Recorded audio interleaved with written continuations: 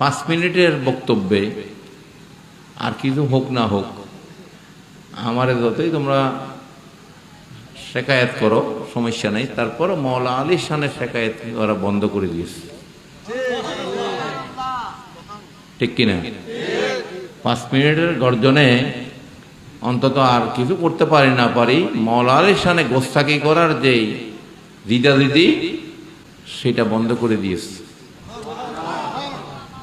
এটা হচ্ছে আমার সফলতা।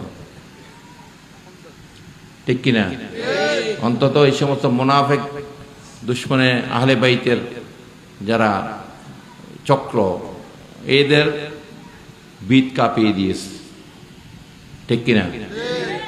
বাংলার জমিনে মওলা আলীর শানে গোস্তাকি করতে গেলে চিন্তা করে করতে হইবে। এখন